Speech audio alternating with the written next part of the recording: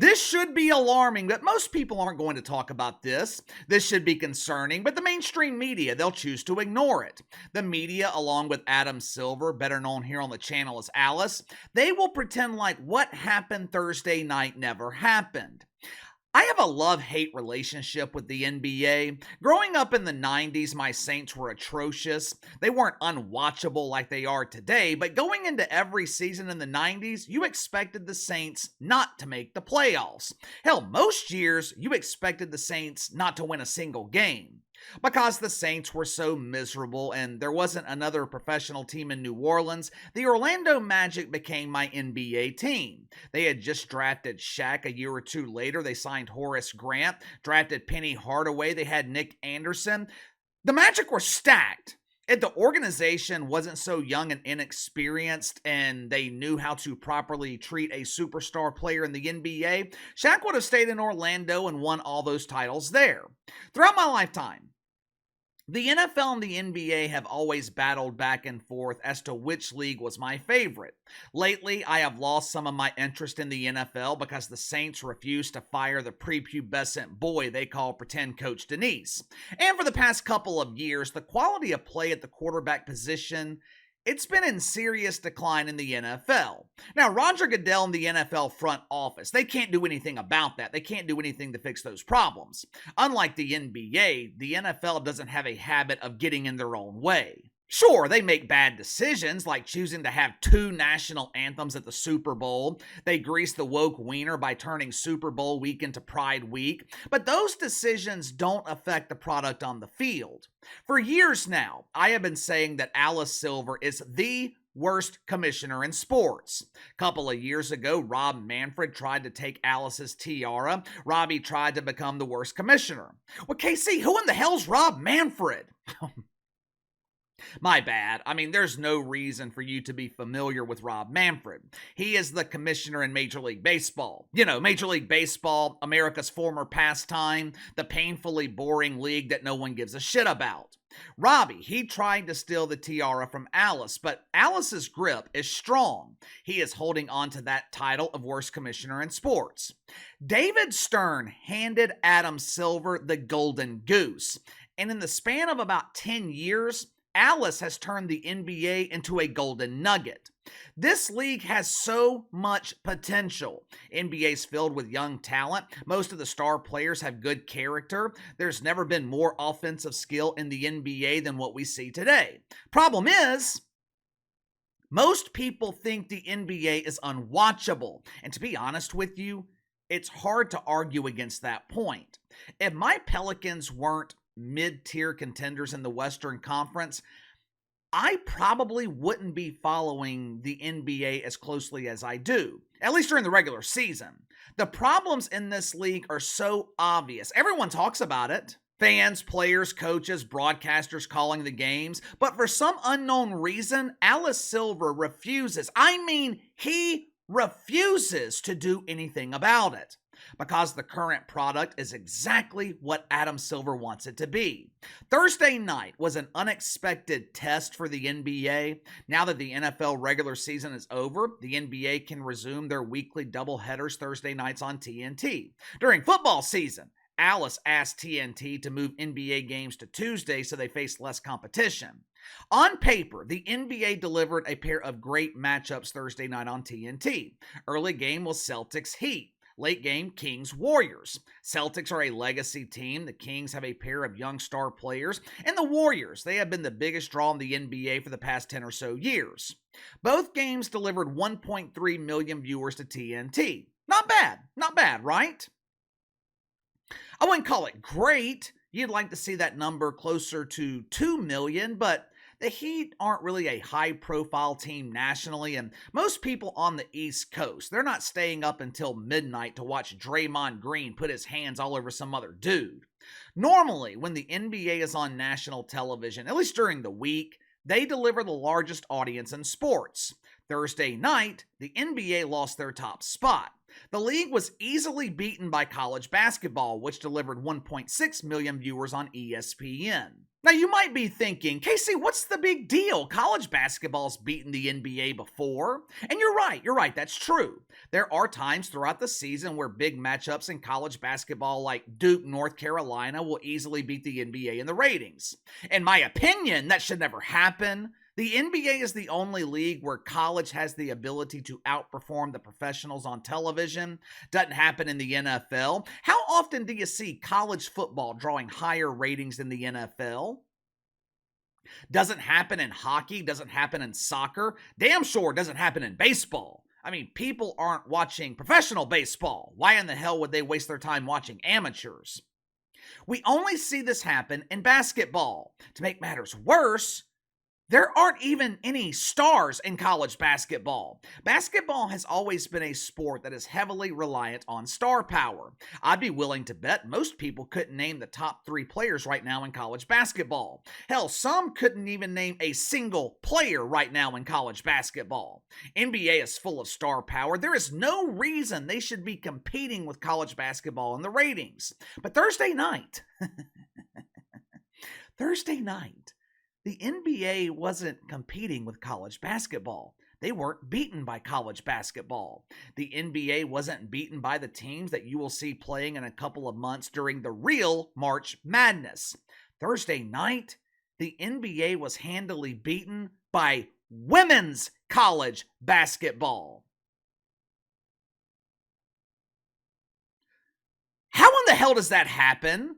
Has it ever happened before? I mean, this has to be a first, right?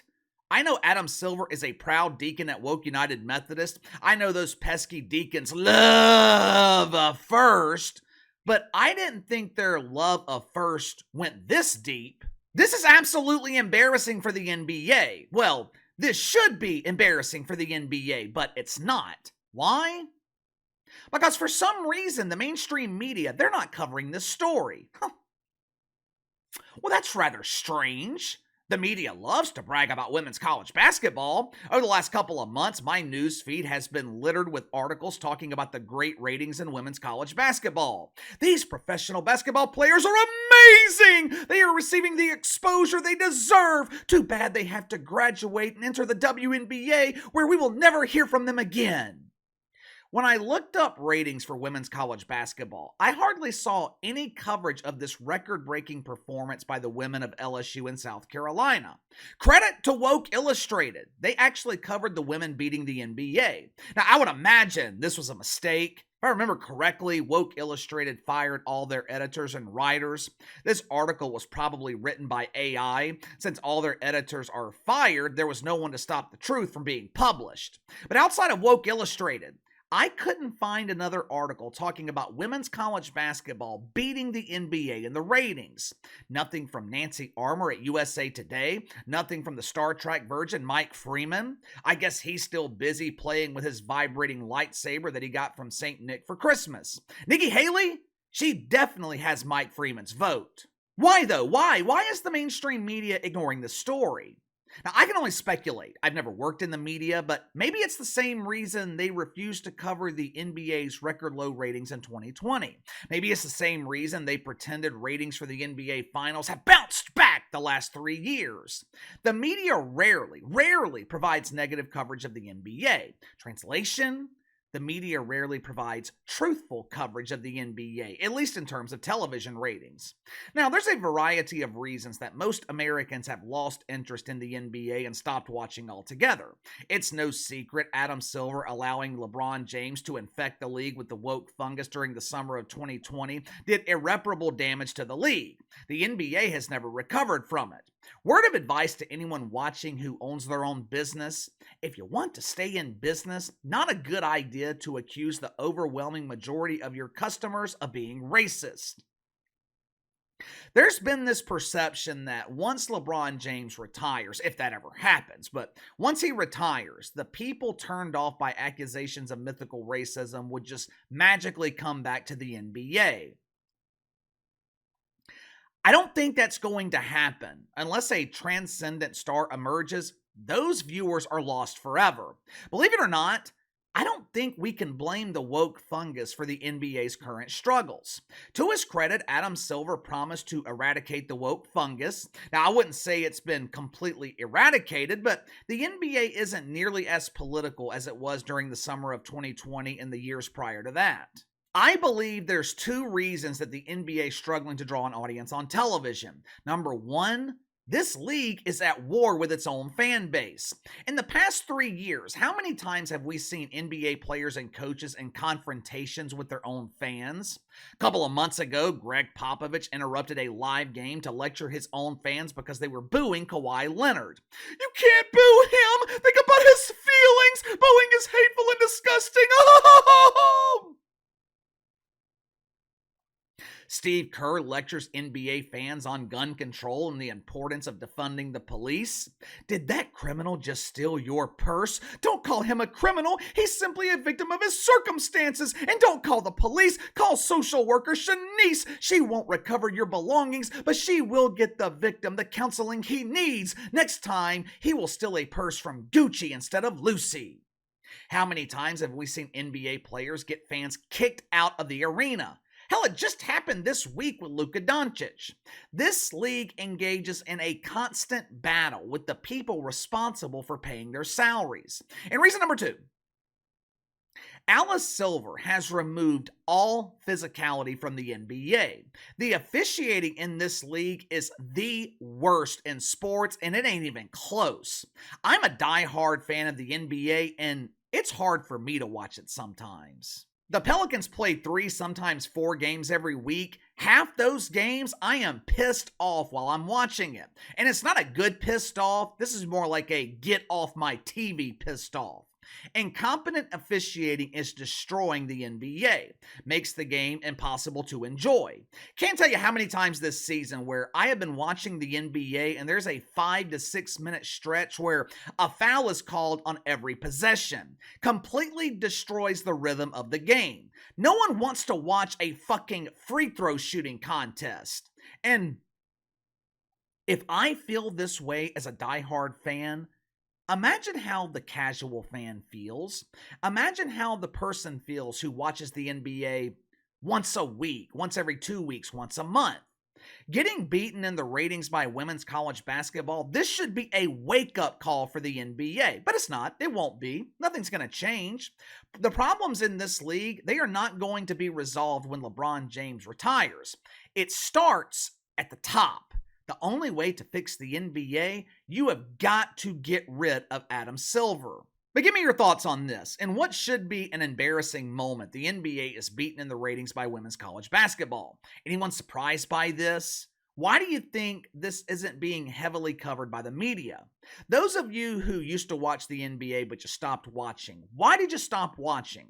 Was it the summer of 2020 and mythical racism? Is it the lack of physicality? Is the current product difficult to watch because of the officiating? Is it all the above? Let me know. Sound off in the comments below. Like, subscribe, share the video. I appreciate your support. Best way to contact me is by email at btlkc84@gmail.com. KC_BTL84 on Twitter. I'll see you guys tomorrow.